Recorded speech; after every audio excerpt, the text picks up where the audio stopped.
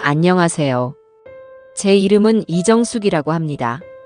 정말 큰일 날 뻔했던 제 이야기 좀 들어주세요.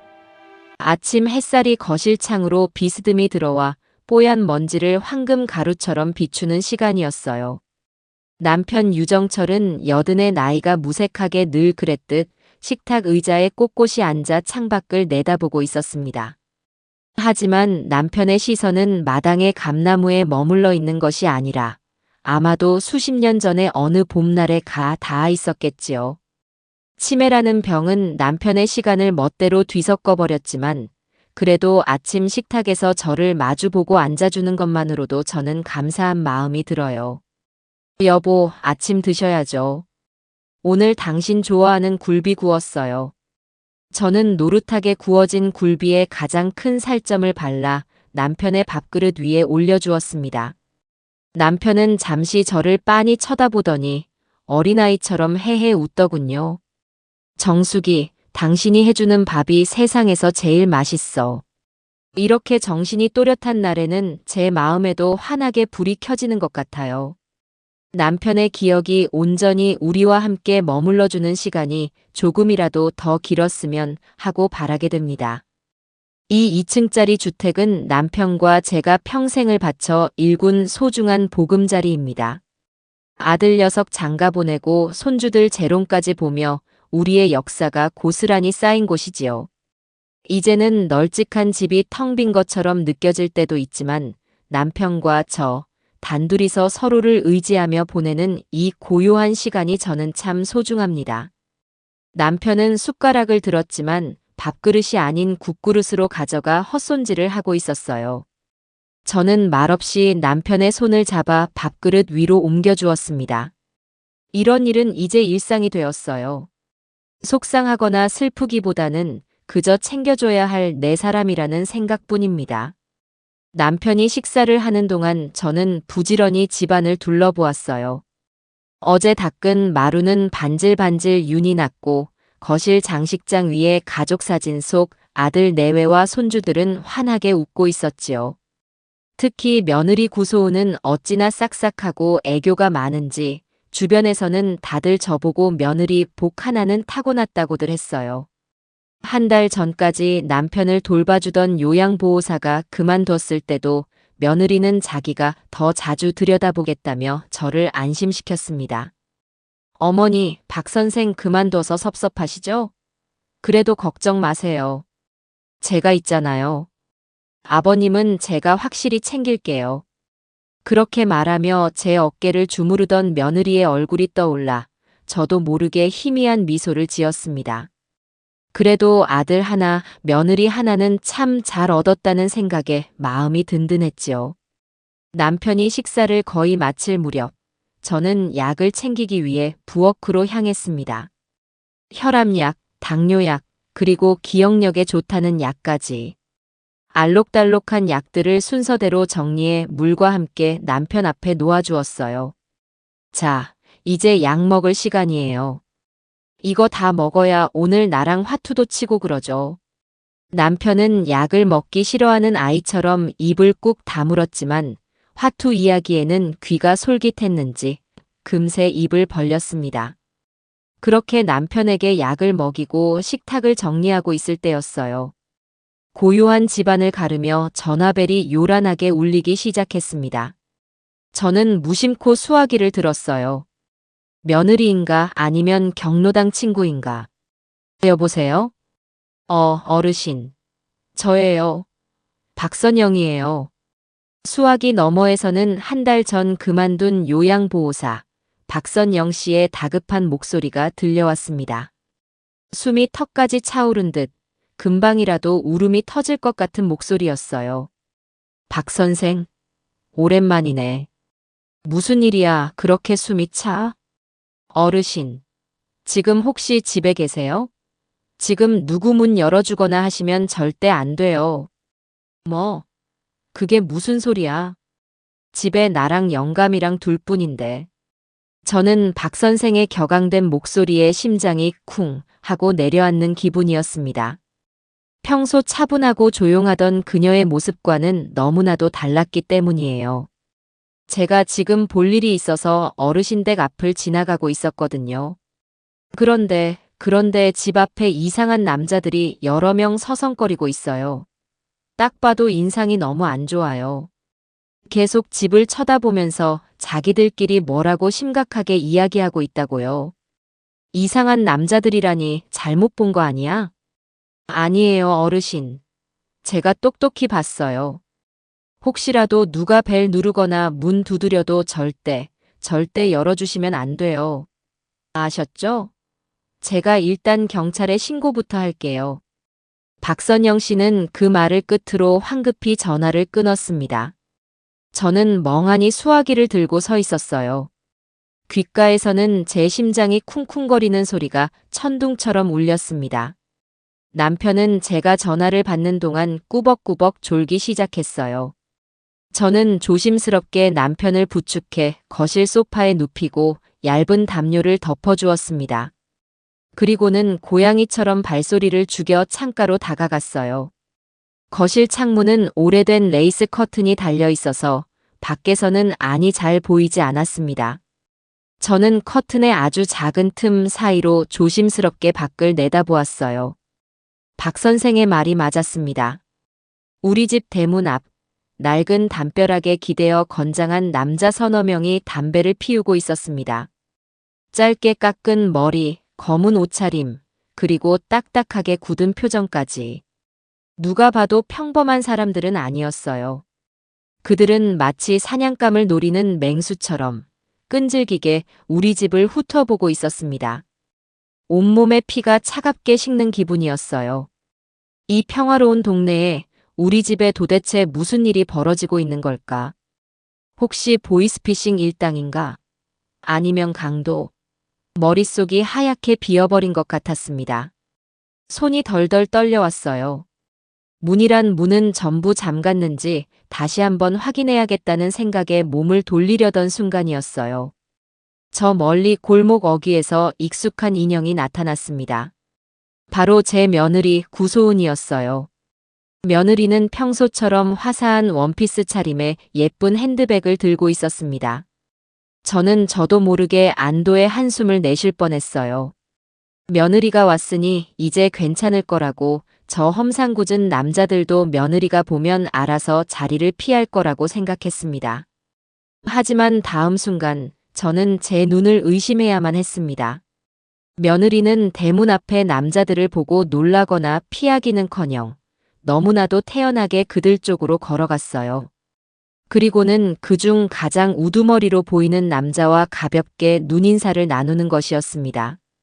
남자는 며느리를 향해 고개를 까딱했고 며느리는 희미한 미소를 지어 보였어요.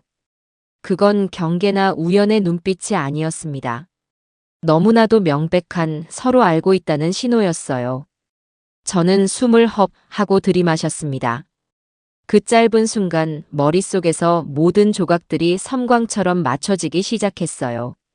한 달 전 갑자기 그만둔 요양보호사. 그리고 오늘 그녀의 다급했던 경고. 집 앞을 어슬렁거리는 낯선 남자들. 그리고 그들과 태연하게 눈을 맞추는 며느리. 심장이 얼어붙는다는 게 이런 느낌일까요? 저는 뒷걸음질쳐 창가에서 멀어졌습니다. 등 뒤로 식은땀이 흘렀어요. 며느리가 우리 집에 무슨 짓을 하려는 거지? 저 남자들은 대체 누구란 말인가? 온갖 끔찍한 상상들이 머릿속을 헤집고 다녔습니다. 그때였습니다. 현관 도어락에서 비밀번호 누르는 소리가 들려왔어요. 삐빅. 하지만 제가 이미 안에서 이중 잠금 장치를 걸어둔 상태라 문은 열리지 않았습니다. 곧이어 며느리의 상냥한 목소리가 들려왔어요. 하지만 제 귀에는 그 목소리가 악마의 속삭임처럼 섬뜩하게 들렸습니다. 어머니, 저 소은이에요. 문 좀 열어보세요. 안에 계시죠? 저는 입을 틀어막고 아무 소리도 내지 않았습니다. 지금 이 문을 여는 순간 저는 남편과 함께 저 맹수들의 먹잇감이 될 것이라는 걸 직감할 수 있었어요.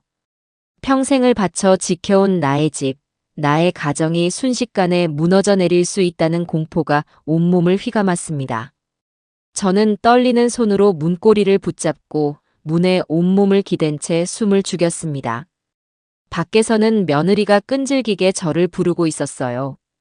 저 상냥한 목소리 뒤에 얼마나 무서운 칼날이 숨겨져 있는지 저는 이제 알아버렸습니다. 평화롭던 저의 일상은 바로 오늘, 이 순간을 기점으로 완전히 산산조각 나버린 것이었어요. 문 하나를 사이에 두고 며느리와 저는 팽팽한 신경전을 벌였습니다.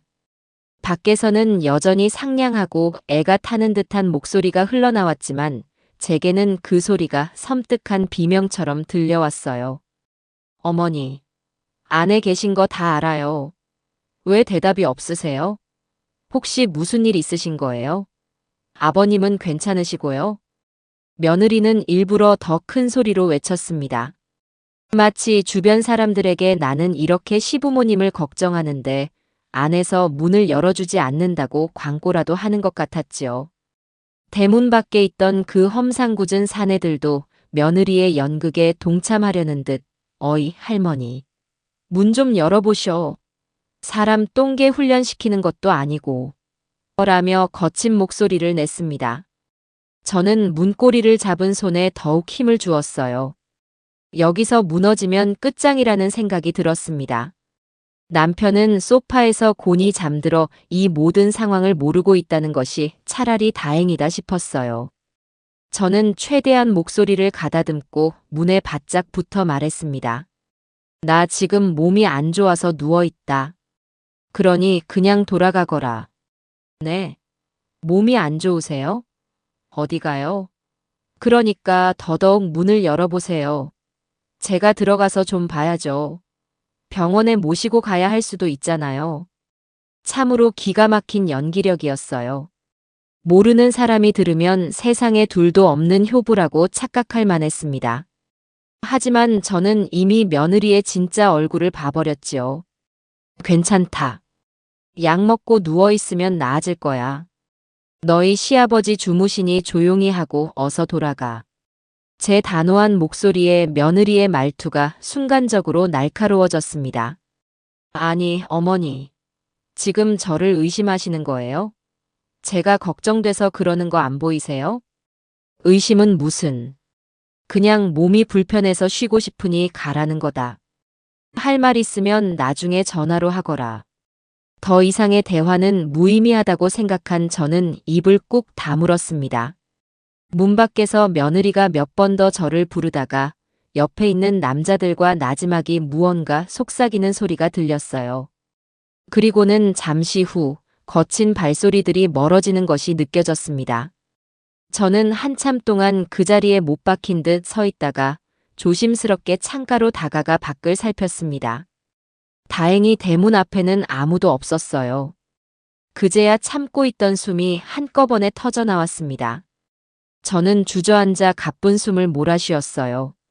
정신을 차리고 가장 먼저 한 일은 박선영 선생에게 다시 전화를 거는 것이었습니다. 신호음이 몇 번 울리지 않아 그녀가 전화를 받았습니다. 어르신, 괜찮으세요? 제가 경찰에 신고는 했는데 그 사람들이 그냥 가버렸다고 하더라고요. 덕분에 괜찮아. 박 선생 아니었으면 큰일 날 뻔했어.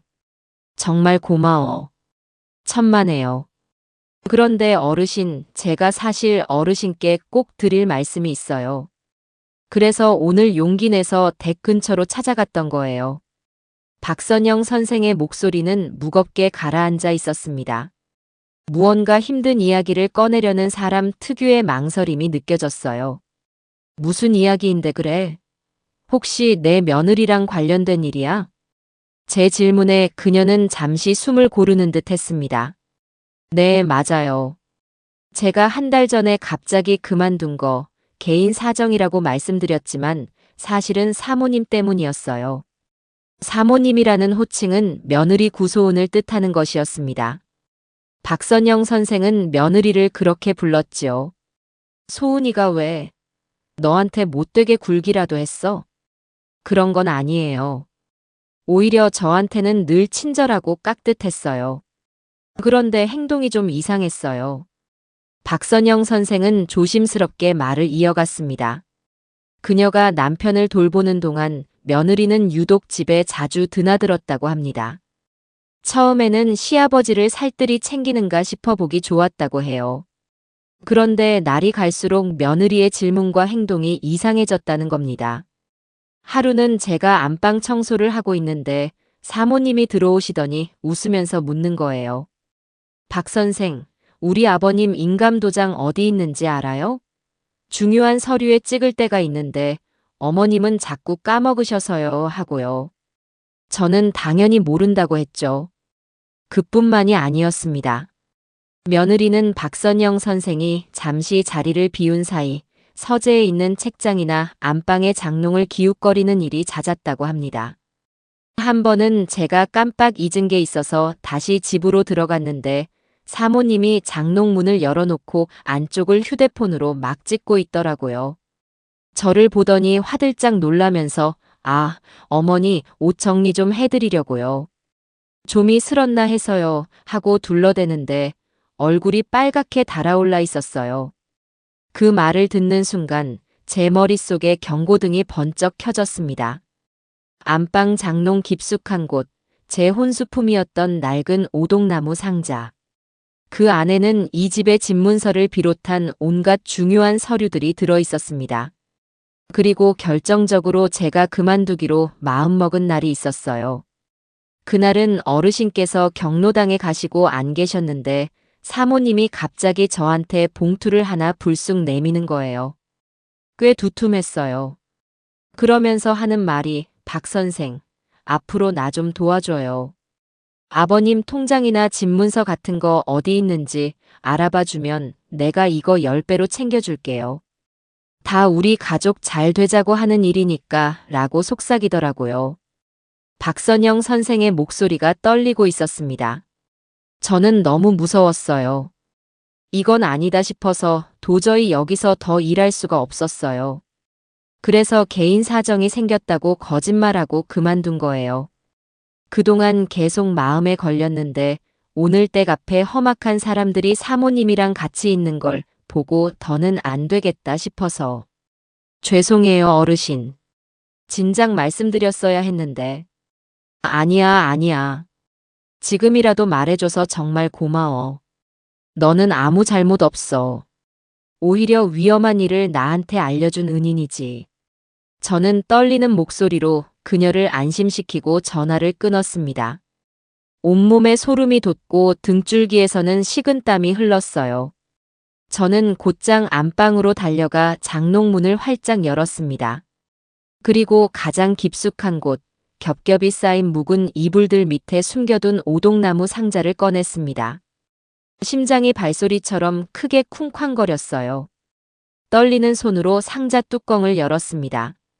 상자 안에는 낡은 앨범과 남편이 젊었을 때 써준 연애 편지, 그리고 비단 보자기에 곱게 싼 봉투가 들어 있었습니다. 늘 그 자리에 있던 것들이었어요. 저는 마른 침을 삼키며 비단 보자기를 풀고 안에 있던 누런 대봉투를 꺼냈습니다. 봉투 위에는 등기권리증이라는 글자가 선명하게 박혀 있었어요. 하지만 봉투를 손에 쥔 순간 무언가 위화감이 느껴졌습니다. 원래의 집문서는 세월의 흔적이 묻어 종이가 조금 바래고 부드러웠는데 이건 너무나도 빳빳하고 매끄러웠어요. 저는 불안한 마음으로 봉투 안에 서류를 꺼냈습니다. 제 눈앞에 나타난 것은 진짜 집문서가 아니었습니다. 그것은 진짜와 거의 흡사하게 만들어진 컬러 복사본이었습니다. 언뜻 보면 속아 넘어갈 만큼 정교했지만 자세히 보니 종이의 질감이나 인쇄된 글자의 미세한 번짐이 진짜와는 달랐어요. 누군가 진짜를 훔쳐가고 그 자리에 이 가짜를 넣어둔 것이 틀림없었습니다. 그리고 그 범인은 단 한 사람, 제 며느리 구소은이겠지요. 저는 차갑게 식어버린 가짜 집문서를 손에 든 채 그 자리에 망연자실하게 서 있었습니다. 며느리의 상냥한 미소 뒤에 이렇게 시커먼 탐욕이 숨겨져 있을 줄은 꿈에도 몰랐어요. 남편의 재산을, 우리가 평생을 바쳐 이룩한 이 집을 통째로 삼키려는 며느리의 계략이 안개처럼 제 눈앞에 펼쳐지는 듯 했습니다. 오늘 대문 앞에 서성이던 그 험악한 남자들은 아마도 며느리가 이 집을 처분하기 위해 끌어들인 사람들이겠지요. 제가 만약 박선영 선생의 전화를 받지 못하고 며느리에게 문을 열어주었다면 지금쯤 저는 남편과 함께 어디론가 꼼짝없이 끌려가고 있었을지도 모릅니다. 온몸이 부들부들 떨렸지만 눈물은 나오지 않았습니다. 대신 차가운 분노가 머리끝까지 차올랐어요. 이정숙, 정신 차려라. 여기서 주저앉으면 모든 것을 빼앗긴다. 평생을 순하고 착하게만 살아왔지만 내 것을 지키기 위해서라면 이제 악착같이 싸워야 했습니다. 저는 가짜 집문서를 원래 있던 자리에 조심스럽게 넣어두고 상자를 다시 장롱 깊숙한 곳에 밀어 넣었습니다. 아무것도 모른다는 듯이 평소와 똑같이 행동해야 했어요. 이제부터는 전쟁의 시작이었습니다. 제 인생을 통째로 건 아주 길고 지독한 싸움이 될 것이었습니다. 그날 이후 저는 집안의 모든 문단속을 철저히 하고 낯선 번호로 걸려오는 전화는 일절 받지 않았습니다. 며느리는 그 후로도 몇 번이나 전화를 걸어왔지만 저는 받지 않았어요. 무슨 낯으로 제게 또 전화를 하는 건지 그 뻔뻔함에 혀를 내두를 지경이었습니다. 그렇게 며칠간 불안한 평화가 이어졌습니다. 남편은 아무것도 모른 채 저와 화투를 치고 마당을 산책하며 평소와 다름없는 하루를 보냈어요. 저는 그런 남편의 모습을 보며 마음을 굳게 다잡았습니다. 무슨 일이 있어도 이 사람과 이 집은 내가 지켜내야 한다고. 그러던 주말 오후 결국 올 것이 오고야 말았습니다. 현관 벨이 울렸고 인터폰 화면에는 며느리와 아들 녀석의 얼굴이 나란히 비치고 있었어요.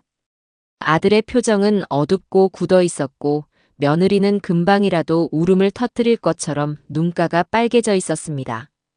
저는 잠시 망설이다가 결국 문을 열어주었습니다.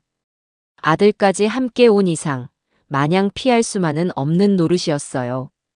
아들 유성민은 집에 들어서자마자 저를 다그치듯 물었습니다. 엄마, 도대체 어떻게 된 거예요? 왜 소은이 전화를 그렇게 안 받아요? 집사람이 엄마 걱정돼서 며칠 동안 잠도 제대로 못 잤어요. 며느리는 아들의 팔을 잡고 고개를 푹 숙인 채 어깨를 들썩이며 우는 척을 하고 있었습니다. 저는 그 가증스러운 모습의 속에서 천불이 났지만 애써 태연한 표정을 지으며 말했어요. 몸이 계속 좋지 않아서 그랬다. 전화 받을 기운도 없었어. 몸이 안 좋으시면 병원을 가셨어야죠. 문은 왜 그렇게 굳게 잠그고 계셨어요?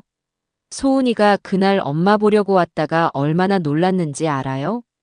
아들은 완전히 며느리의 말만 믿고 저를 몰아세우고 있었습니다. 제 속도 모르고 아내 편만 드는 아들을 보니 서운함을 넘어 배신감마저 느껴졌어요. 내가 내 집 문을 잠그는데 이유라도 있어야 하니? 그리고 그날 네 아내 혼자 온 게 아니지 않더냐? 제 말에 며느리의 어깨가 움찔하는 것이 보였습니다. 아들은 의아한 표정으로 며느리를 쳐다보았어요. 혼자 온 게 아니라니 그게 무슨 말이에요? 며느리는 기다렸다는 듯이 눈물을 닦아내며 말을 받았습니다. 어머니, 정말 오해세요. 그날 제가 아는 분 이삿짐 센터 하시는 분들께 음료수라도 드리려고 잠시 이야기 나눈 것뿐이에요. 마침 이 근처에서 일하고 계셨거든요. 그걸 보시고 오해하신 거예요. 참으로 준비성이 철저한 거짓말이었어요. 아들은 금세 그 말을 믿는 눈치였습니다. 꺼봐요, 엄마. 엄마가 요즘 너무 예민하신 거 아니에요? 집사람이 아버지 재산 관리 좀 편하게 하려고 이것저것 알아보는 걸 가지고 뭘 그렇게 나쁘게만 보세요. 다 우리 편하자고 하는 일이잖아요. 우리가 아니라 너희겠지. 저는 차마 입 밖으로 나오지 않는 말을 속으로 삼켰습니다. 아들 녀석은 이미 며느리에게 단단히 홀려 무엇이 옳고 그른지 판단할 능력조차 잃어버린 듯 했습니다. 더 이상 이 문제로 옥신각신해봤자 저만 불리해질 뿐이었어요. 저는 화제를 돌렸습니다. 그래, 알겠다. 내가 오해했나 보구나. 그나저나 무슨 일로 들어왔니? 제 태도가 부드러워지자 며느리는 기다렸다는 듯이 핸드백에서 서류 뭉치를 하나 꺼내 탁자 위에 올려놓았습니다. 어머니, 다름이 아니라 이것 때문에 왔어요. 서류의 맨 위에는 성년후견 개시 심판 청구서라는 글자가 큼지막하게 박혀 있었습니다. 심장이 철렁 내려앉았어요. 이게 뭐냐? 아버님 때문에요. 요즘 부쩍 더 깜빡깜빡하시고 혼자서는 아무것도 못하시잖아요. 앞으로 병원 일이나 재산 문제 같은 걸 처리하려면 법적으로 후견인이 지정되어 있어야 편해요.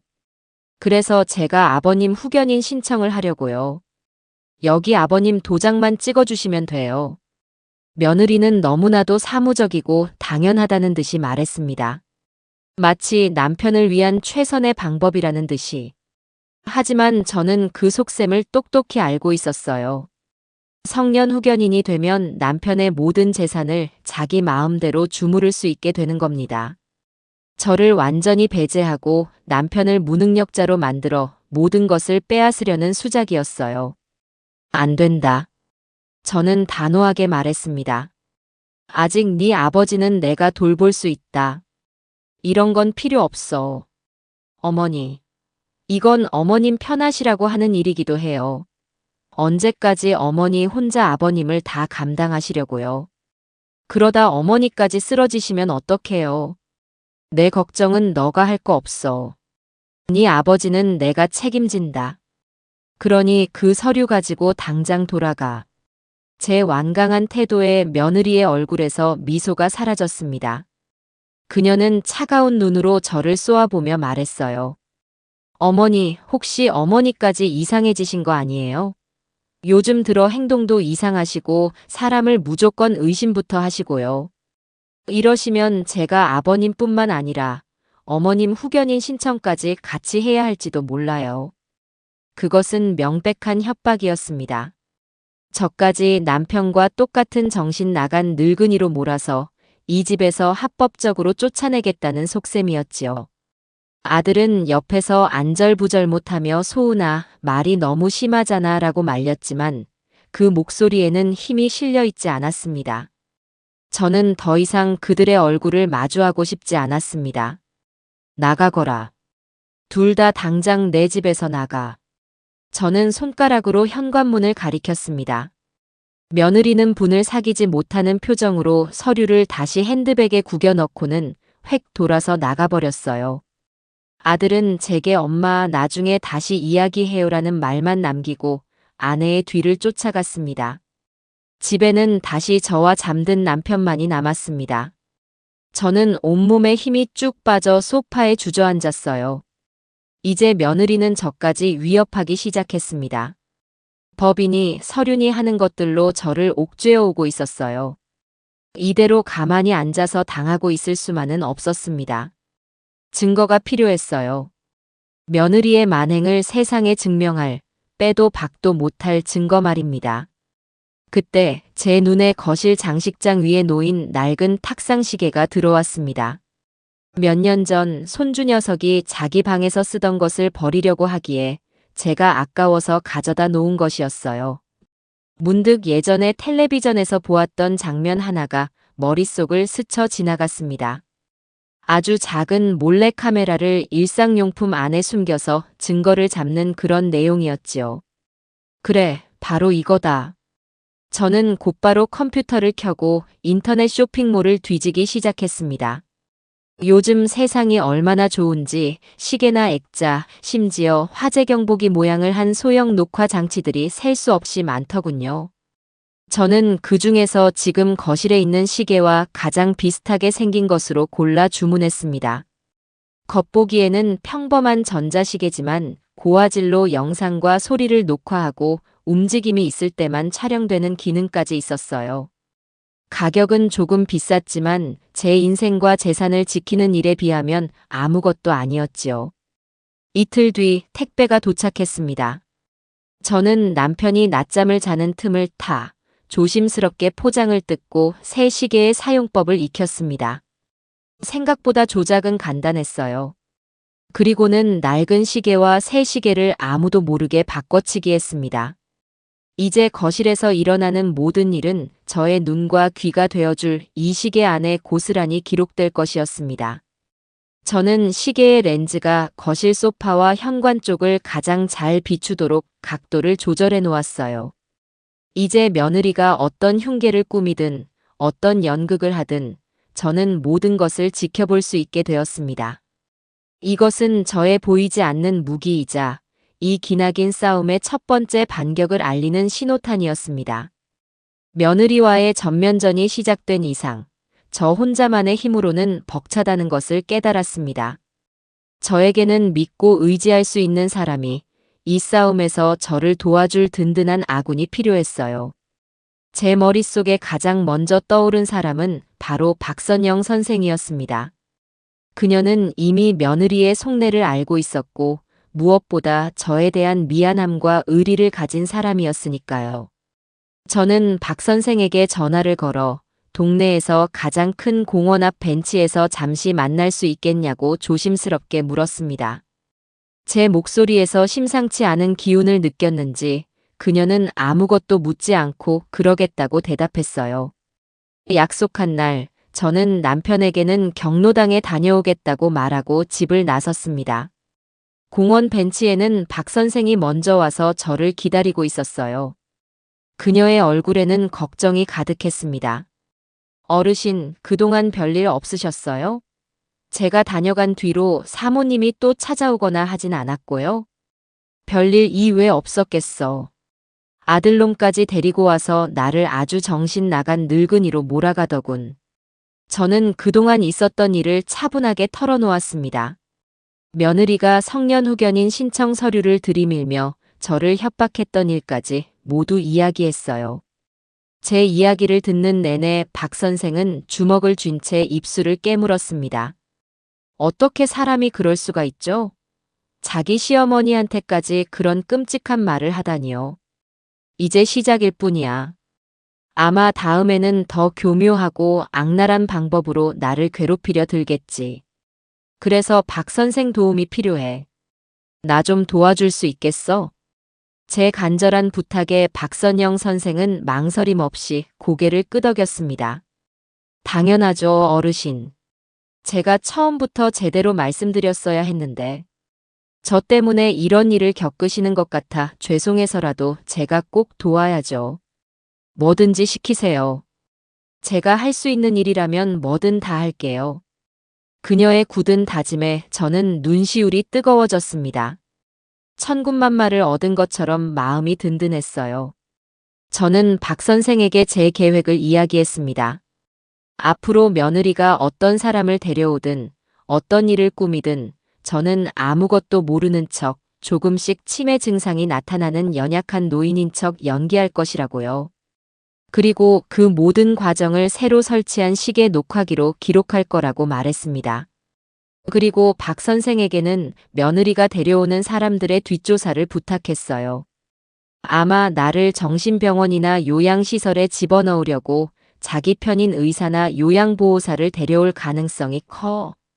그 사람들이 어떤 사람들인지, 진짜 믿을 만한 사람들인지 알아봐줬으면 해. 박 선생은 그쪽에 아는 사람들이 많을 테니 나보다는 알아보기 쉬울 거야. 네, 어르신. 걱정 마세요. 요양보호사들끼리는 아는 사람 한두 다리만 건너면 웬만한 소문은 다 들을 수 있어요. 제가 어떻게든 알아내 볼게요. 우리는 그렇게 서로의 역할을 나누고 굳게 약속을 했습니다. 집으로 돌아오는 발걸음이 한결 가벼워진 기분이었어요. 혼자가 아니라는 사실만으로도 큰 힘이 되었습니다. 아니나 다를까 며칠 지나지 않아 며느리에게서 전화가 왔습니다. 지난번에 날카로운 목소리는 온데간데 없고 다시 예전의 상냥하고 애교 섞인 목소리로 돌아와 있었어요. 어머니, 그날은 제가 너무 속상해서 말이 좀 심했어요. 죄송해요. 어머니 걱정하는 마음이 너무 커서 그랬다고 생각해 주세요. 네. 저는 속으로 코웃음을 쳤지만 겉으로는 힘없는 목소리로 대답했습니다. 그래, 나도 그날은 좀 예민했었다. 그러실 수 있죠. 그래서 제가 어머니랑 아버님을 위해서 아주 좋은 분들을 모시고 가려고요. 아버님 상태를 전문적으로 봐주실 의사 선생님이랑 새로 오실 요양보호사 선생님인데 정말 실력 있고 좋으신 분들이에요. 제가 겨우 시간 맞춰서 예약했어요. 내일 오후에 같이 찾아뵈어도 될까요? 올가미가 드디어 모습을 드러내는 순간이었습니다. 저는 기다렸다는 듯이, 그리고 마지못해 허락한다는 듯이 대답했어요. 그러려무나. 다음 날 오후 며느리는 약속대로 두 사람을 데리고 집에 나타났습니다. 한 명은 50대 중반의 의사 가운을 입은 남자였고, 다른 한 명은 인상이 서글서글한 40대 여성이었어요. 저는 그들을 거실로 안내하며 시계 녹화기의 렌즈가 그들의 얼굴을 정면으로 비추도록 소파 자리를 권했습니다. 어머니, 인사하세요. 이쪽은 김영철 원장님이시고 이쪽은 새로 아버님 돌봐주실 이순자 선생님이세요. 며느리의 소개에 김 원장이라는 남자는 거만한 표정으로 저를 위아래로 훑어보았습니다. 그리고는 남편에게 다가가 눈꺼풀을 뒤집어 보고 청진기를 가슴에 대보는 등 아주 형식적인 진찰을 시작했어요. 할아버님, 오늘 날짜가 며칠인지 아시겠어요? 여기가 어디인지는 아시고요? 남편은 낯선 사람의 등장에 불안한 듯 제 뒤로 숨으려고만 할 뿐 아무 대답도 하지 않았습니다. 김 원장은 고개를 절레절레 저으며 혀를 찼어요. 상태가 생각보다 심각하군요. 이 정도면 중증 치매라고 봐야 합니다. 가정에서 돌보는 데는 한계가 있어요. 전문적인 시설에 입소해서 24시간 관리를 받는 게 시급해 보입니다. 그의 진단은 불과 5분도 채 걸리지 않았습니다. 너무나도 성급하고 단정적인 결론이었어요. 옆에 있던 며느리는 어머, 원장님. 정말 그 정도예요? 라며 호들갑을 떨었고 새로 온 요양보호사라는 이순자 씨는 안타깝다는 표정으로 저를 바라보았습니다. 어르신 혼자서 정말 힘드셨겠어요. 이제부터는 제가 아버님 잘 모실게요. 시설 입소하시는 것도 저희가 다 알아봐 드릴 수 있으니 너무 걱정 마세요. 그들은 한통속이 되어 저를 압박했습니다. 마치 제가 남편을 힘들게 하는 무책임한 아내라도 되는 것처럼 몰아갔고 시설 입소만이 유일한 해결책인 것처럼 떠들어댔어요. 저는 아무 말도 하지 않았습니다. 그저 기력이 없고 모든 것을 체념한 늙은이처럼 고개만 푹 숙이고 있었어요. 제 모든 연약한 모습과 그들의 자신만만한 대화는 시계 녹화기 안에 차곡차곡 쌓여가고 있었습니다. 그들이 돌아간 뒤 저는 곧바로 박선영 선생에게 전화를 걸어 그들의 이름과 인상착의를 알려주었습니다. 김영철 원장이랑 이순자 요양보호사.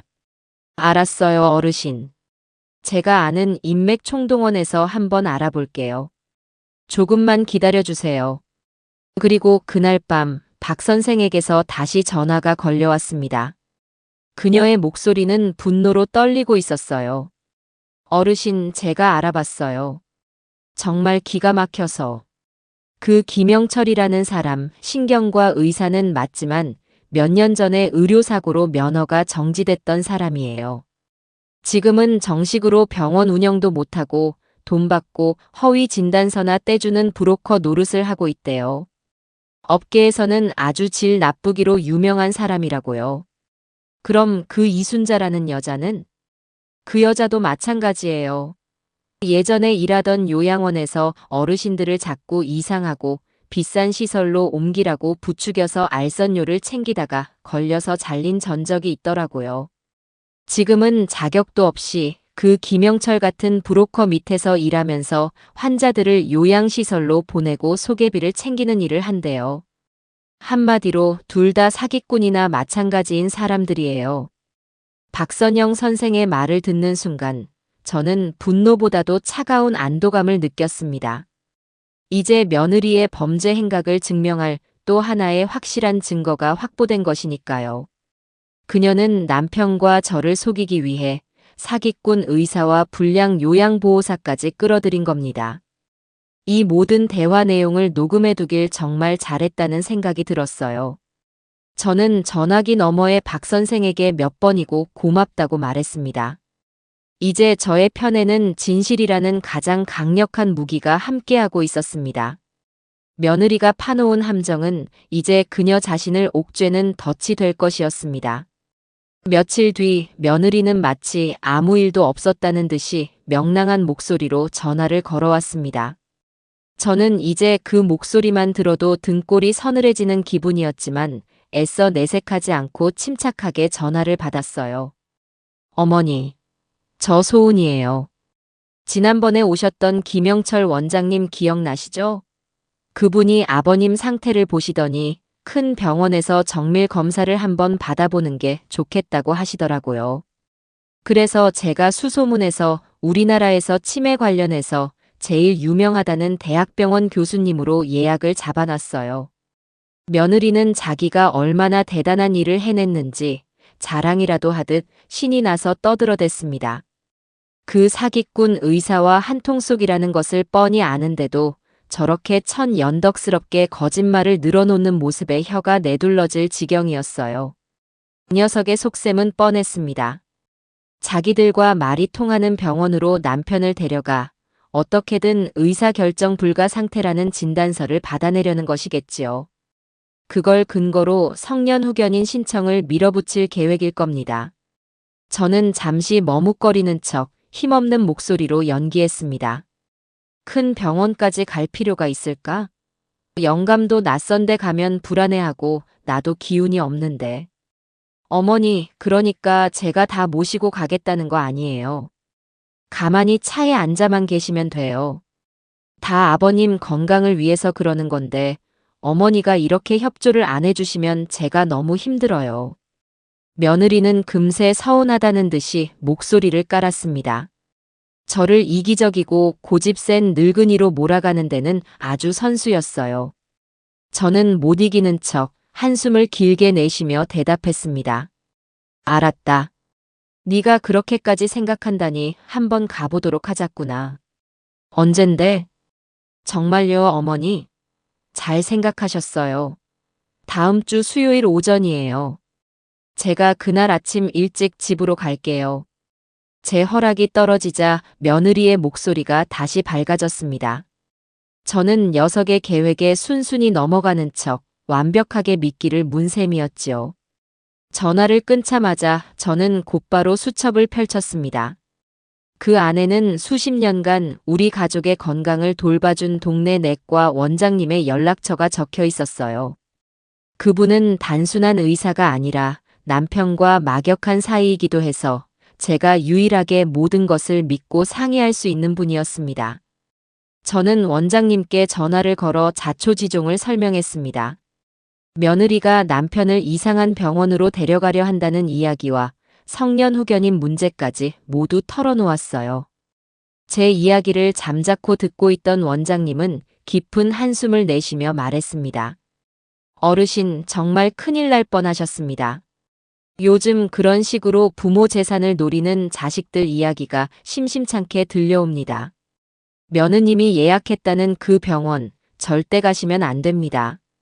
거기서 어떤 진단이 나올지 아무도 장담할 수 없어요. 그럼 저는 어떻게 하면 좋겠습니까, 원장님? 제가 어르신 편에서 힘이 되어드리겠습니다. 일단 먼저 움직이셔야 합니다. 제가 아는 대학병원 신경과 교수님 중에 정말 강직하고 실력 있는 분이 계십니다. 제가 그분께 미리 연락을 드려놓을 테니 며느님과 약속한 날보다 먼저 내일이라도 당장 할아버님 모시고 그 병원으로 가서 공식적인 진단과 소견서를 받아두십시오. 우리 쪽에 확실한 기록을 먼저 확보하는 것이 무엇보다 중요합니다. 원장님의 단호하고 명쾌한 조언에 저는 눈앞이 환해지는 기분이었습니다. 역시 저 혼자 끙끙 앓는 것보다 전문가와 상의하길 잘했다는 생각이 들었어요. 저는 원장님께 몇 번이고 고맙다고 인사를 하고 전화를 끊었습니다. 그리고는 곧바로 다음날 외출 준비를 시작했어요. 남편에게는 여보, 우리 내일 오랜만에 시내 구경도 하고 맛있는 것도 사 먹으러 가요라고 둘러댔습니다. 남편은 어린아이처럼 신이 나서 고개를 끄덕였어요. 다음 날 아침, 저는 남편을 데리고 조용히 집을 나섰습니다. 원장님이 연결해준 대학병원은 생각보다 크고 복잡했지만 미리 연락을 받아둔 덕분에 헤매지 않고 곧장 신경과 진료실로 갈 수 있었어요. 그곳에서 만난 교수님은 아주 차분하고 꼼꼼하게 남편의 상태를 살폈습니다. 여러 가지 인지 능력 검사와 문답을 진행했고 저에게는 남편의 평소 생활 습관에 대해 아주 자세하게 물어보았어요. 1시간가량 이어진 긴 진료 끝에 교수님은 최종적인 소견을 말해주었습니다. 할아버님의 경우 현재 중기 치매 소견을 보이는 것이 맞습니다. 기억력 감퇴나 인지 능력 저하가 뚜렷하게 나타나고 있습니다. 하지만 교수님은 말을 이었습니다. 일상생활에서 익숙한 일들을 수행하거나 보호자의 도움을 받아 간단한 의사결정을 하는 데는 아직 무리가 없는 상태입니다. 따라서 현 시점에서 의사결정 완전 불가 상태라고 판단하기는 어렵습니다. 보호자이신 할머님의 건강 상태가 양호하시고 할아버님을 돌볼 의지가 확고하시다면 성년 후견인 지정보다는 한정 후견인 제도를 알아보시거나 지금처럼 가족의 보호 아래 생활하시는 것이 더 안정적일 수 있다는 것이 저의 공식적인 소견입니다. 저는 그 말을 듣고 저도 모르게 눈물이 핑 돌았습니다.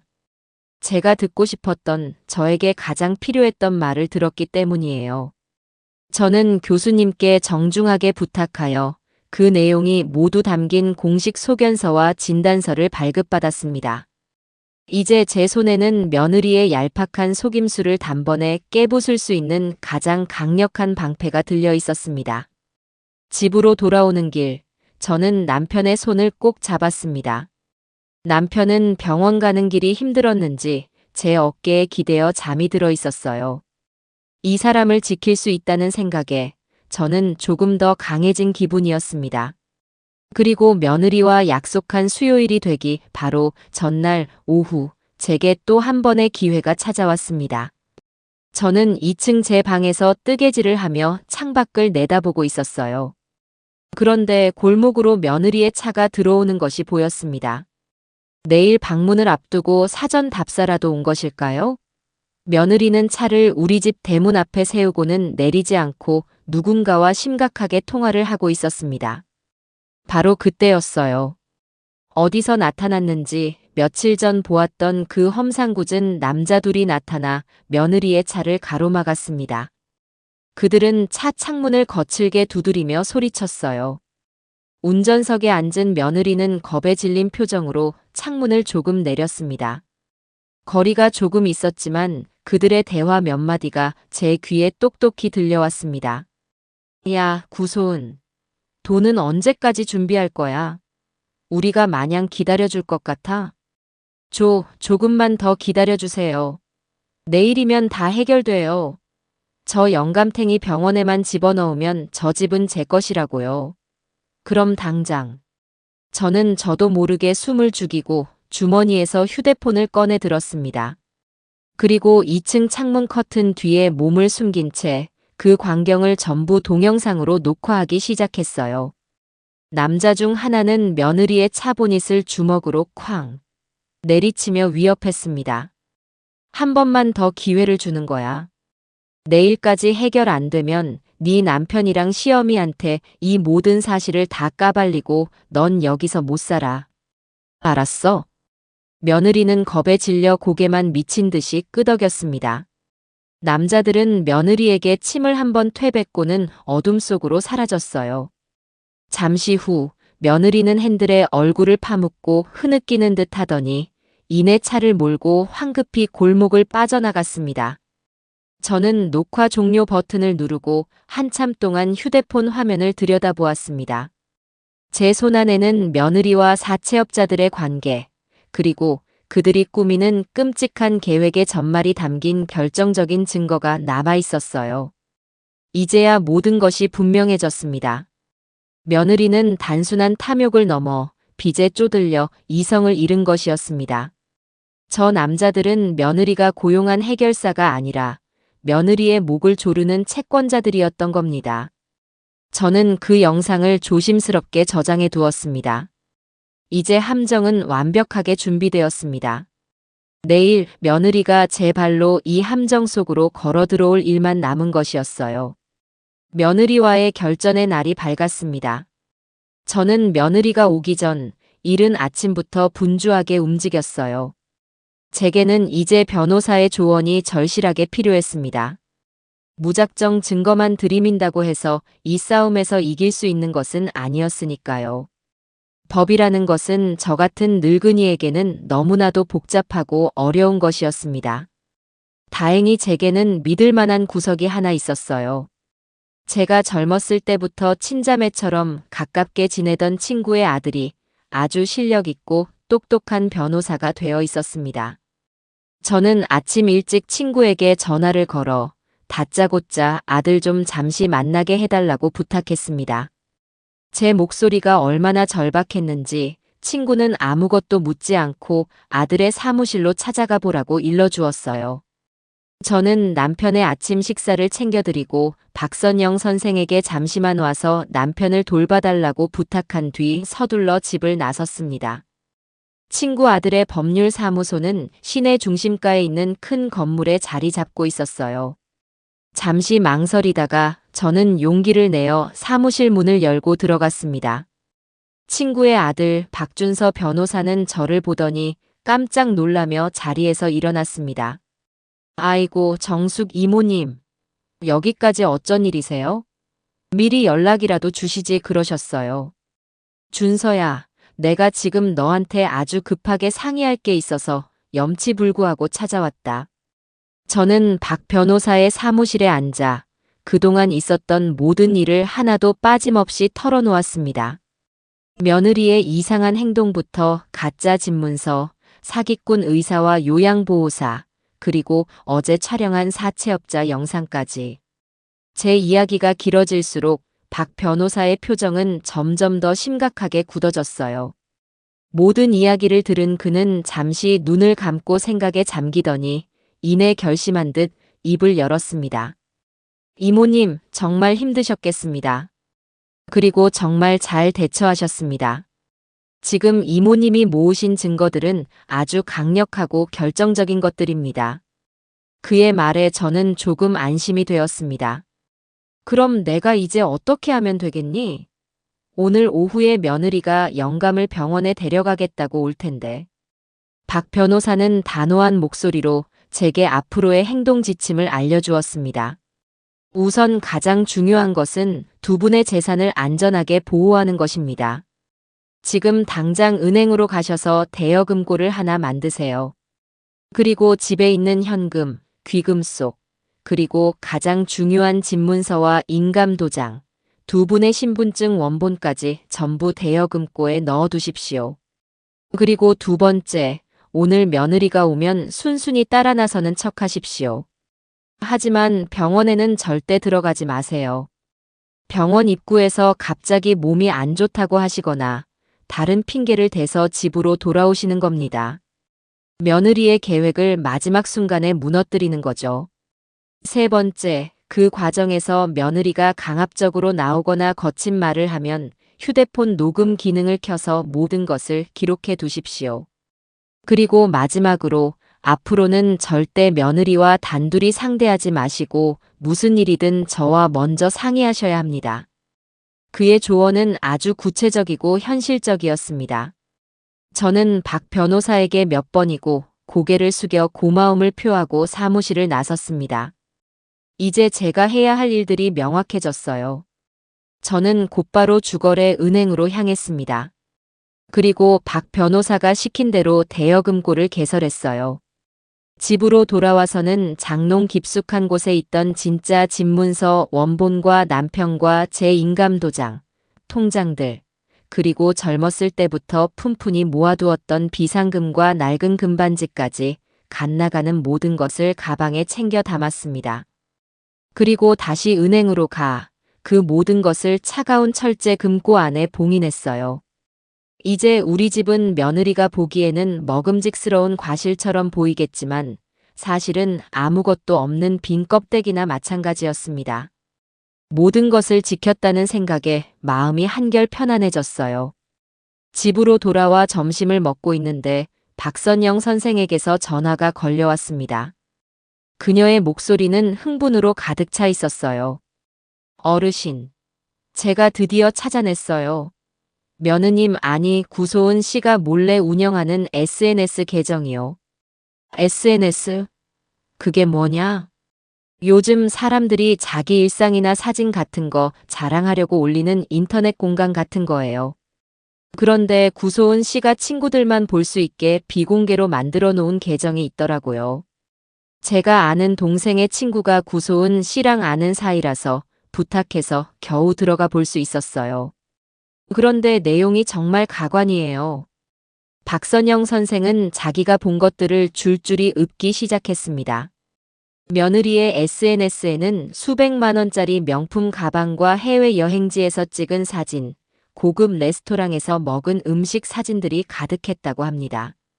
누가 봐도 분수에 맞지 않는 사치스러운 생활이었지요. 하지만 더 결정적인 것은 사진과 함께 올린 글들이었습니다. 한두 달 전쯤 올린 글에는 샤넬백, 이 정도는 나에게 주는 선물. 이렇게 써놓고 바로 다음 주에 올린 글에는 지긋지긋한 빚, 언제쯤 청산할 수 있을까? 딱 한 방만 터지면 되는데 라고 적어놨어요. 그리고 가장 최근에는 D-Day, 모든 것이 끝난다. 새로운 인생 시작. 이라는 글과 함께 우리 집 앞에서 찍은 사진을 흐릿하게 올렸더라고요. 그것은 며느리의 범행 동기를 증명하는 완벽한 증거였습니다. 사치와 허영에 빠져 감당할 수 없는 빚을 졌고 그 빚을 해결하기 위해 시부모의 재산을 노린 것이지요. 오늘이 바로 그 D-Day였던 겁니다. 박 선생, 그거 전부 사진으로 찍어서 나한테 좀 보내줄 수 있겠어? 네, 어르신. 지금 바로 캡처해서 다 보내드릴게요. 이걸로 고소할 수 있겠죠? 고소는 물론이고 그 아이 인생에 다시는 새로운 시작 같은 건 없을 거다. 저는 차갑게 말하고 전화를 끊었습니다. 잠시 후 제 휴대폰으로 며느리의 허영과 탐욕이 가득 담긴 사진들이 수십 장 전송되었습니다. 저는 그것들을 전부 컴퓨터에 옮겨 인쇄했어요. 가짜 집문서, 사기꾼 의사 영상, 사채업자 영상, 그리고 이 SNS 증거들까지. 제 손에는 이제 누구도 부인할 수 없는 진실의 칼날들이 차곡차곡 쌓여가고 있었습니다. 저는 그 증거들을 서류 봉투에 담아 제 방에서 가장 안전한 곳에 숨겨두었습니다. 이제 모든 준비는 끝났습니다. 어서 오너라, 소은아. 너를 위해 준비한 아주 특별한 무대에 너를 주인공으로 세워줄 시간이 다가오고 있었으니까요. 오후가 되자 며느리는 약속대로 아들 녀석과 함께 집으로 찾아왔습니다. 며느리의 얼굴에는 초조함과 기대감이 뒤섞인 미소가 걸려 있었고 아무것도 모르는 아들은 그저 아버지, 병원 가셔서 검사 잘 받으세요라며 해맑게 웃고 있었어요. 저는 속으로 끓어오르는 분노를 억누르며 마지막으로 아들에게 기회를 주어야겠다고 마음먹었습니다. 이 모든 진실을 알게 된 후에도 제 아들이 과연 저 여자의 편에 설 수 있을지를 제 눈으로 확인해야만 했어요. 잠깐 병원에 가기 전에 성민이 너는 나랑 할 이야기가 좀 있다. 저는 아들의 팔을 붙잡고 제 방으로 이끌었습니다. 며느리가 불안한 눈빛으로 어머니, 지금 가야 늦지 않아요 라며 따라오려고 했지만 저는 차갑게 막아섰습니다. 너는 잠시 거실에서 시아버지 보고 있어라. 내 아들과 나 둘이서만 할 이야기다. 제 단호한 기세에 며느리는 더 이상 아무 말도 하지 못하고 입술만 깨물었어요. 저는 아들을 방으로 데리고 들어가 문을 잠갔습니다. 아들은 어리둥절한 표정으로 저를 바라보았어요. 엄마, 갑자기 왜 그러세요? 무슨 할 말이 있으신데요? 저는 아무 말 없이 미리 준비해둔 서류 봉투를 아들 앞에 꺼내 놓았습니다. 그리고 그 안에서 증거들을 하나씩 아주 천천히 꺼내 보이기 시작했어요. 이게 뭔지 아니? 네 아내가 우리 집 장롱에서 훔쳐간 진짜 집문서 대신 넣어둔 가짜 집문서다. 네. 엄마, 이게 무슨... 그리고 이건 네 아내가 아버지를 정신병원에 집어넣으려고 데려왔던 사기꾼 의사와 불량 요양보호사의 대화가 담긴 영상이다. 내가 거실 시계에 녹화해뒀지. 저는 휴대폰으로 시계 녹화기 영상을 재생해서 아들에게 보여주었습니다. 영상 속에서 며느리와 사기꾼들이 나누는 대화를 들은 아들의 얼굴이 하얗게 질리기 시작했어요. 설마 소은이가 그랬을 리가 없어요. 뭔가 오해가. 오해? 그럼 이것도 오해인지 한번 보거라. 저는 어제 창문에서 찍은 영상을 보여주었습니다. 험상궂은 사내들이 며느리를 협박하고 며느리가 내일이면 저 집은 제 것이라고 말하는 장면이 나오자 아들은 입을 떡 벌린 채 아무 말도 하지 못했습니다. 충격으로 몸을 가늘게 떠는 것이 보였어요. 그리고 저는 마지막 증거를 아들의 눈앞에 펼쳐놓았습니다. 며느리의 사치스러운 SNS 사진들과 빚독촉에 시달리는 이중적인 글들이 인쇄된 종이들이었어요. 이 아내는 분수에 맞지 않는 사치로 빚더미에 올라앉았고 그 빚을 갚기 위해 네 아비의 재산을, 이 집을 통째로 팔아넘기려 한 거다. 오늘 병원에 가는 것도 그 계획의 일부일 뿐이고. 이제 알겠니? 네가 그토록 믿고 감쌌던 네 아내가 어떤 사람인지. 저는 화를 내거나 소리를 지르지 않았습니다. 그저 차갑고 담담하게 사실만을 전달했어요. 아들은 증거물들을 번갈아 쳐다보며 고개를 세차게 저었습니다. 믿을 수 없다는 듯, 믿고 싶지 않다는 듯한 몸부림이었지요. 아니야, 아닐 거야.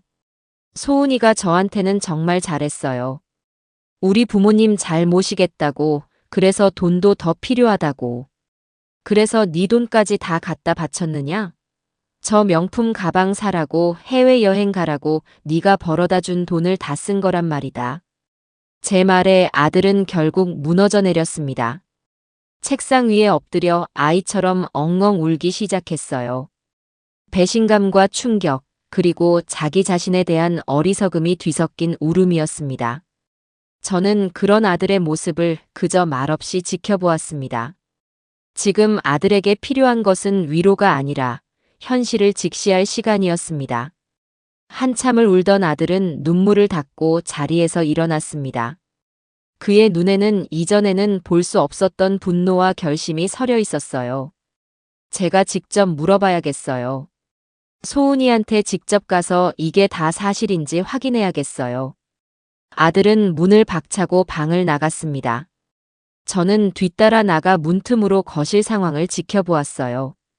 아들은 거실에 서 있는 며느리에게 다가가 제가 보여준 증거들을 집어 던지듯 내밀었습니다.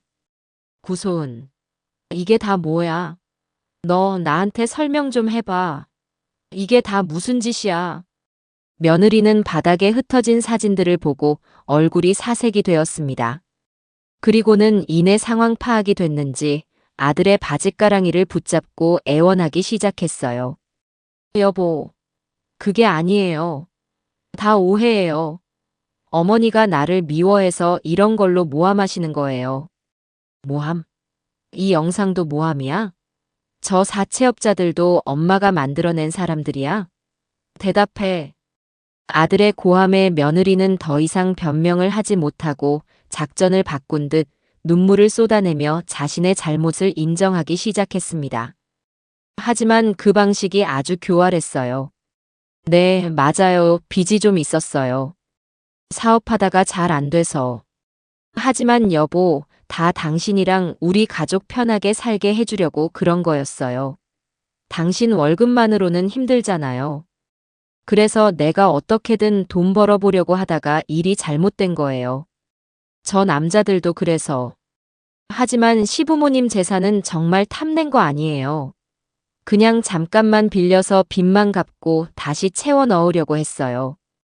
나 좀 믿어줘요, 여보. 내가 사랑하는 건 당신뿐이에요.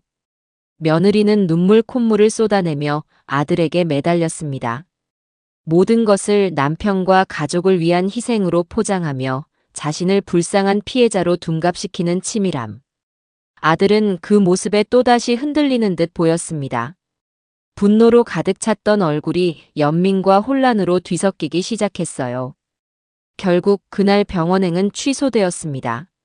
아들은 오늘은 안 되겠다는 말만 남기고 울고 있는 며느리의 팔을 붙잡아 끌다시피 해서 집을 나갔습니다. 저는 그들의 뒷모습을 보며 깊은 한숨을 내쉬었어요. 아들은 진실을 알게 되었지만 아직 뱀 같은 아내의 혀에서 완전히 벗어나지는 못한 것이었습니다. 아들의 마음속에서 아내에 대한 연민과 저에 대한 죄책감이 치열하게 싸우고 있겠지요. 그날 밤 아들에게서 문자가 하나 왔습니다. 어머니 죄송합니다. 제가 다 해결하겠습니다. 조금만 시간을 주세요. 저는 그 문자를 보고 씁쓸한 미소를 지었습니다.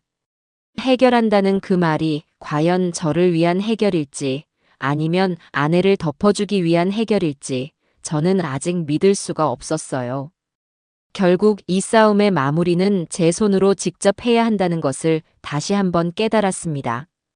아들은 아직 어렸고 어리석었습니다. 하지만 어미인 저는 더 이상 약하고 어리석게만 있을 수는 없었습니다. 이제는 정말 모든 것을 끝내야 할 시간이었습니다. 아들 내외가 돌아간 후 집에는 폭풍 전야와 같은 무거운 침묵이 흘렀습니다. 며느리에게서는 물론이고 아들에게서조차 며칠 동안 아무런 연락이 오지 않았어요. 저는 그 침묵의 의미를 잘 알고 있었습니다.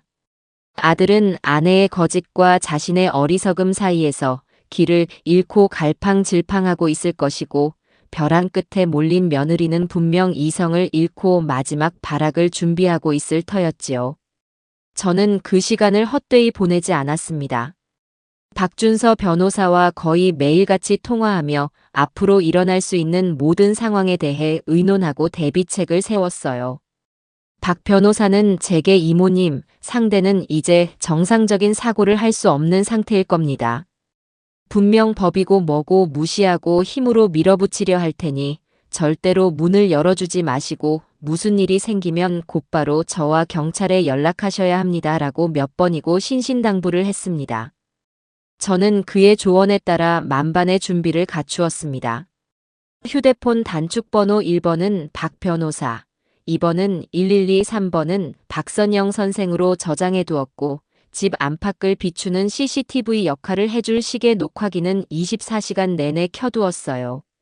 남편에게는 아무것도 모르게 그저 평소처럼 대하며 마음을 편안하게 해드렸습니다. 이 끔찍한 싸움에 남편까지 휘말리게 하고 싶지는 않았으니까요. 그리고 마침내 운명의 날이 밝았습니다. 그날따라 유난히 하늘은 맑고 햇살은 따스했어요. 하지만 저는 알고 있었습니다. 이 평화로운 풍경 뒤에 곧 거대한 먹구름이 몰려올 것이라는 것을요. 아니나 다를까 점심시간이 조금 지났을 무렵 현관 인터폰이 요란하게 울렸습니다. 화면에는 며느리가 서 있었어요. 그런데 혼자가 아니었습니다. 그 옆에는 처음 보는 중년 남자와 며칠 전 며느리를 협박하던 그 사채업자 2명이 멀쑥하게 양복을 차려입고 서 있었습니다. 저는 침착하게 인터폰 수화기를 들었습니다. 무슨 일이냐? 제 목소리를 들은 며느리는 애써 미소를 지으며 말했습니다. 하지만 그 미소는 불안감으로 미세하게 떨리고 있었어요. 어머니, 말씀드릴 게 있어서 찾아왔어요. 일단 문 좀 열어주세요. 밖에 손님들도 계시는데 이러는 건 예의가 아니잖아요. 손님? 저는 코웃음을 쳤습니다. 제 집을 통째로 삼키러 온 하이에나들을 손님이라고 부르다니요.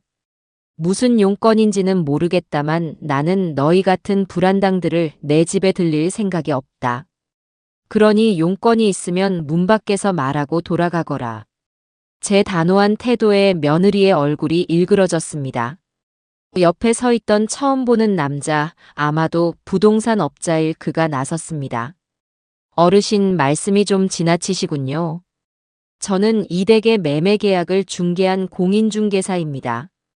여기 며느님이신 구소은 씨와 아드님이신 유성민 씨 두 분의 동의를 얻어 옆에 계신 이분들께 집을 팔기로 정식 계약을 마쳤습니다. 이건 합법적인 절차입니다. 그는 서류 가방에서 계약서처럼 보이는 종이를 꺼내 보이며 저를 압박했습니다. 모든 것이 예상대로 흘러가고 있었어요.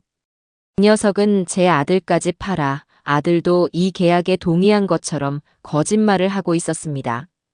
나는 내 집을 판다고 한 적도 동의한 적도 없다. 니들이 가지고 있는 그 계약서가 바로 사문서 위조의 증거물이겠지. 당신 공인중개사라는 사람이 그런 범죄에 가담하고도 무사할 것 같아? 제 반격에 중개사라는 남자의 얼굴이 살짝 굳었습니다. 그러자 뒤에 서 있던 사채업자 중 한 명이 앞으로 나섰습니다. 양복을 입는다고 해서 그 험악한 인상이 어디 가는 것은 아니더군요. 할머니, 우리가 좋게 말할 때 그냥 문 여는 게 신상에 좋을 겁니다. 우린 이 집을 정당하게 돈 주고 산 사람들이에요. 우리 집에 우리가 들어가겠다는데 무슨 권리로 막는 겁니까? 자꾸 이러시면 우리도 업무 방해로 경찰에 신고하고 강제로 문을 따고 들어갈 수밖에 없어요. 그것은 명백한 협박이었습니다.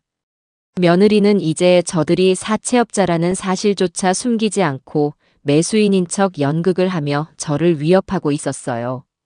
저는 인터폰 수화기를 내려놓고 조용히 휴대폰을 들었습니다. 그리고 박 변호사에게 지금 시작되었습니다.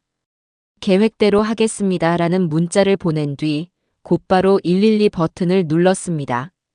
수화기 너머의 경찰관에게 지금 저희 집에 수상한 남자들이 찾아와 문을 부수고 들어오려 합니다. 빨리 좀 와주세요라고 최대한 떨리고 다급한 목소리로 신고를 마쳤습니다. 그리고 다시 인터폰을 들었습니다. 마지막으로 경고한다. 10초 안에 내 집 앞에서 사라지지 않으면 내가 경찰을 부를 것이다. 제 말에 며느리가 비웃으며 소리쳤습니다. 어머니야말로 정신 차리세요. 경찰이요? 부르세요. 누가 이기는지 한번 해보자고요. 아버님 재산 처분해서 병원비 대겠다는데 그걸 방해하는 어머니가 과연 정상이라고 할까요? 경찰이 와도 제 편을 들어줄 거예요. 며느리는 완전히 이성을 잃고 악을 쓰고 있었습니다. 그 순간 사채업자 중 한 명이 더는 못 참겠다는 듯 A씨 하는 욕설과 함께 현관문 손잡이를 잡고 거칠게 흔들기 시작했습니다. 쾅, 쾅, 쾅. 쇠가 부딪히는 굉음과 함께 집 전체가 울리는 듯 했어요. 저는 혹시나 문이 부서질까 싶어 현관으로 달려가 온몸으로 문을 막아섰습니다. 남편은 그 소리에 잠이 깼는지 밖에 무슨 일이냐며 불안한 얼굴로 저를 바라보았어요. 괜찮아요, 여보. 그냥 밖에서 공사하는 소리예요. 당신은 방에 들어가 계세요. 저는 남편을 안심시키고 방으로 들여보낸 뒤 다시 현관문을 막아섰습니다. 밖에서는 이제 남자들이 발로 문을 걷어차기 시작했습니다. 쿵, 쿵. 소리가 심장을 때리는 것 같았어요. 며느리는 옆에서 이 집은 이제 우리 거예요. 당장 문 열어요, 어머니. 라며 고래고래 소리를 질러댔습니다. 아마 동네 사람들이 다 들었을 겁니다. 저를 파렴치한 시어미로 만들려는 마지막 발악이었겠지요. 바로 그때였습니다. 저 멀리서 희미하게 들려오던 소리가 점점 더 가까워지기 시작했습니다. 끼익하는 날카로운 마찰음과 함께 제 귀에 너무나도 반가운 소리가 울려 퍼졌습니다. 바로 경찰차의 사이렌 소리였습니다. 사이렌 소리가 들리자 문을 걷어차던 소리가 뚝 그쳤습니다. 문 밖의 모든 소음이 순간적으로 멎었어요. 잠시 후 경찰입니다. 문 여세요. 무슨 일입니까? 하는 굵은 목소리가 들려왔습니다. 저는 심호흡을 한번 하고 덜덜 떨리는 손으로 이중 잠금 장치를 풀었습니다. 그리고 문을 활짝 열었어요. 문 밖에는 당황한 표정의 며느리와 부동산 중개사, 그리고 두 명의 사채업자가 굳은 얼굴로 서 있었고 그들 앞에는 제복을 입은 경찰관 두 명이 날카로운 눈으로 상황을 살피고 있었습니다. 저는 경찰관을 보자마자 다리에 힘이 풀리는 척 비틀거리며 주저앉았습니다. 경찰 아저씨, 저 사람들이 우리 집에 쳐들어오려고. 문을 부수고 흐흑. 저는 최대한 불쌍하고 연약한 노인의 모습을 연기하며 눈물을 흘렸습니다. 제 연기에 경찰관의 눈빛이 며느리 일당에게로 향하며 싸늘하게 변했습니다. 모든 것은 제가 계획한 대로 완벽하게 흘러가고 있었습니다. 이제 이 지긋지긋한 연극의 무대는 저의 집이 아닌 경찰서로 옮겨지게 될 것이었습니다. 경찰서 조사실은 형광등 불빛 때문에 유난히 차갑고 스산하게 느껴졌습니다. 저와 며느리 일당은 각기 다른 테이블에 앉아 조사를 받게 되었어요. 저는 도착하자마자 박준서 변호사에게 연락했고 그는 금방이라도 달려오겠다고 했습니다. 잠시 후 젊은 형사 한 명이 제 앞에 앉아 조심스럽게 입을 열었어요. 어르신, 많이 놀라셨죠? 일단 진정하시고 오늘 있었던 일에 대해 자세히 좀 말씀해 주시겠어요? 저는 아직도 놀란 기색이 역력한 척 손을 떨며 천천히 입을 열었습니다. 하지만 제 머릿속은 그 어느 때보다도 냉철하고 또렷했어요. 반면 저쪽 테이블에 앉은 며느리는 이미 연극의 주인공이 되어 있었습니다. 그녀는 눈물을 펑펑 쏟아내며 자신이 얼마나 억울하고 힘든 상황에 부닥쳤는지를 열변하고 있었어요. 형사님, 정말 억울해요. 저희 시아버님이 치매가 너무 심하셔서 병원비랑 요양 비용을 마련하려고 어쩔 수 없이 집을 처분하려던 것뿐이에요. 이건 저희 남편도 다 동의한 일이라고요. 그런데 저희 어머님이 요즘 들어 자꾸 사람을 의심하시고 망상에 시달리시는 것 같아요. 아버님을 위하는 길인데 저렇게 막무가내로 방해를 하시니 저희도 답답해서 어쩔 수 없이. 제가 나쁜 짓 하려던 게 절대 아니에요. 며느리는 준비해온 위조된 매매 계약서와 인감증명서까지 제출하며 자신의 결백을 주장했습니다. 함께 온 부동산 중개사와 사채업자들도 매수인 행세를 하며 며느리의 주장에 힘을 실어주었지요.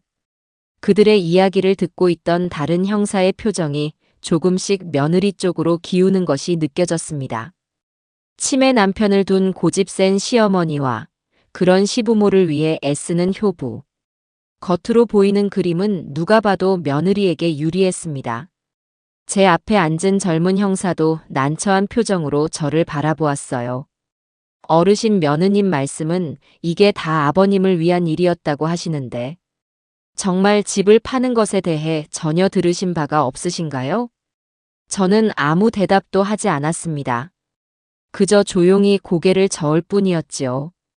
바로 그때 조사실 문이 열리고 박준서 변호사가 들어왔습니다. 그는 제게 다가와 어깨를 가볍게 두드려주고는 형사에게 정중하게 인사를 건네며 말했습니다. 제가 이정숙 어르신의 변호인입니다. 지금부터는 제가 어르신을 대신해서 말씀드리겠습니다. 박 변호사의 등장에 며느리의 얼굴이 순간적으로 굳어지는 것을 저는 똑똑히 보았습니다.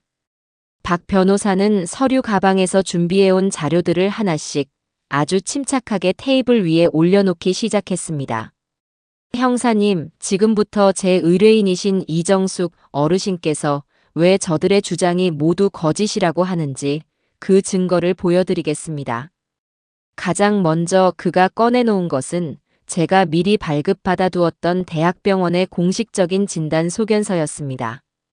이것은 구소은 씨가 주장하는 병원이 아닌 국내 최고 권위의 대학병원 신경과에서 발급한 유정철 어르신의 공식 진단서입니다. 소견을 보시면 아시겠지만 보호자의 도움 아래 간단한 의사결정이 가능한 상태라고 명시되어 있습니다.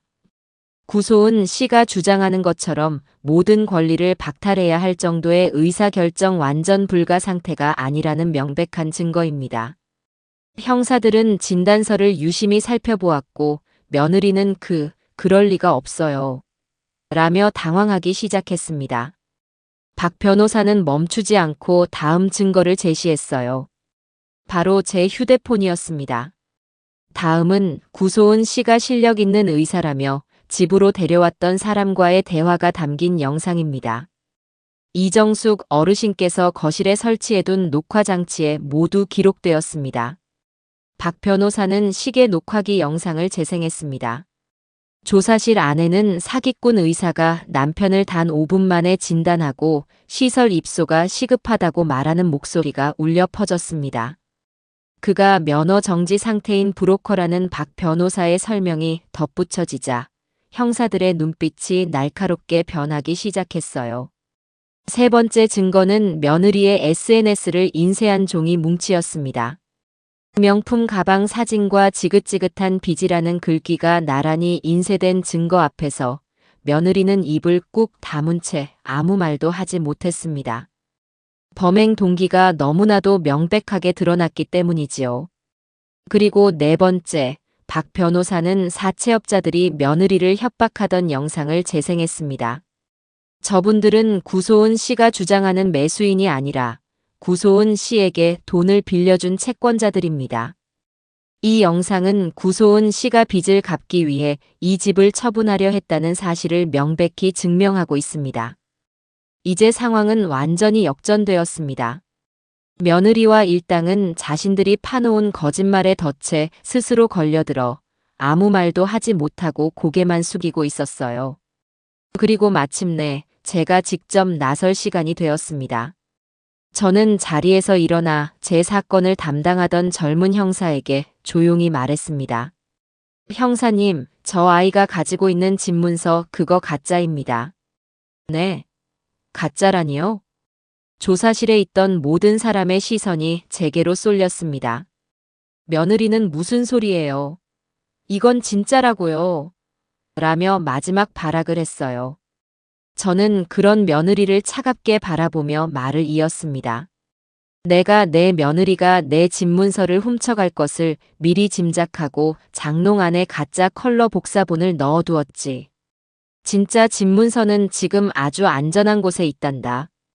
저는 제 주거래 은행의 이름과 제가 오전에 개설했던 대여금고 번호가 적힌 약정서를 형사에게 보여주었습니다. 지금 당장 은행에 확인해 보시면 아실 겁니다. 이 집의 진짜 등기권리증 원본은 제 손을 떠난 적이 단 한 번도 없습니다. 그것이 이 기나긴 싸움의 마침표를 찍는 마지막 한 방이었습니다. 며느리 구소은의 얼굴이 하얗게, 정말이지 새하얗게 질려버렸습니다.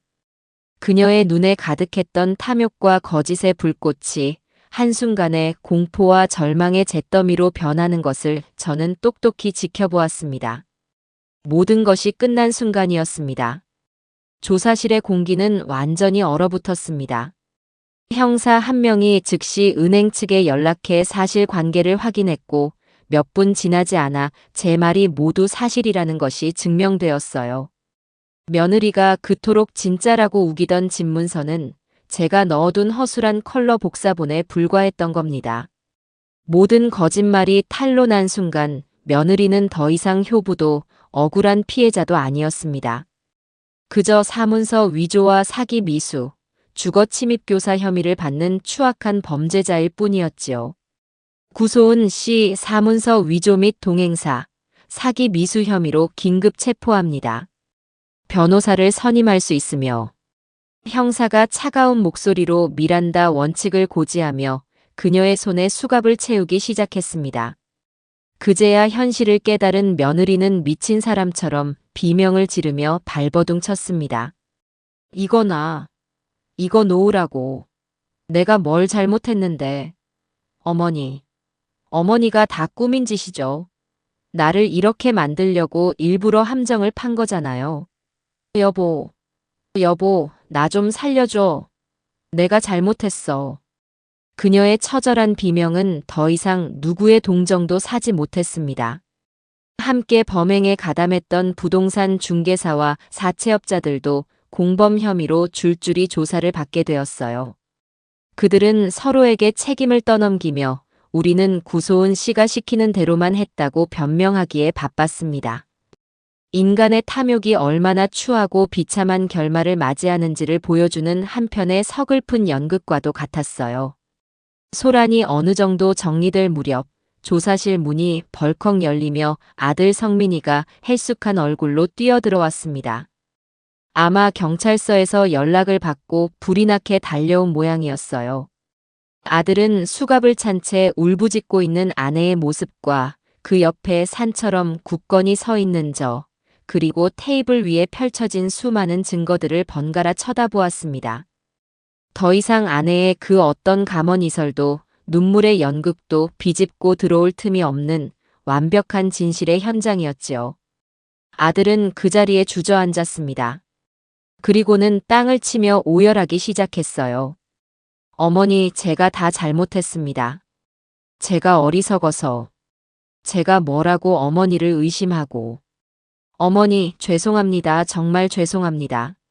아들은 제게 다가와 무릎을 꿇고 용서를 빌었습니다.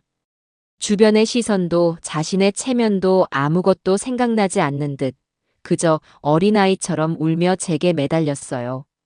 저는 그런 아들을 차갑게 내려다보았습니다. 연민의 감정이 들지 않았다면 거짓말이겠지요. 하지만 지금은 아들을 용서하고 안아줄 때가 아니었습니다. 제 아들은 이번 기회에 뼈저리게 깨달아야만 했습니다. 무엇이 진실이고 거짓인지, 자신이 지켜야 할 진짜 가족이 누구인지를 말입니다. 일어나거라. 네 눈물이 지금 이 상황을 해결해 줄 수는 없다. 너는 네 아내가 저지른 죗값을 어떻게 치를지, 그리고 너는 앞으로 어떤 아들로, 어떤 아비로 살아갈지를 고민해야 할 것이다. 제 단호한 말에 아들은 더 이상 울지 못하고 그저 고개만 떨군 채 흐느꼈습니다. 저는 박 변호사의 부축을 받으며 먼저 경찰서를 빠져나왔습니다. 밖으로 나오니 시원한 저녁 바람이 얼굴을 스쳤어요. 마치 제 마음속을 짓누르던 무거운 돌덩이가 씻겨나가는 기분이었습니다. 집으로 돌아오니 전화기가 불이 나기 시작했습니다. 아마 경찰서에 드나드는 것을 본 동네 사람들이나 소식을 전해 들은 친척들이겠지요. 어떤 이는 형님, 괜찮으세요? 동서가 그럴 줄은 꿈에도 몰랐네요 라며 위로를 건넸고 어떤 이는 그동안 오해해서 정말 죄송합니다. 사람을 잘못 봐도 한참 잘못 봤네요 라며 사과를 해왔습니다. 그리고 가장 반가운 전화는 박선영 선생에게서 걸려왔습니다. 어르신, 방금 박 변호사님께 연락받았어요. 다 해결됐다면서요? 정말 잘 되셨어요. 제가 다 속이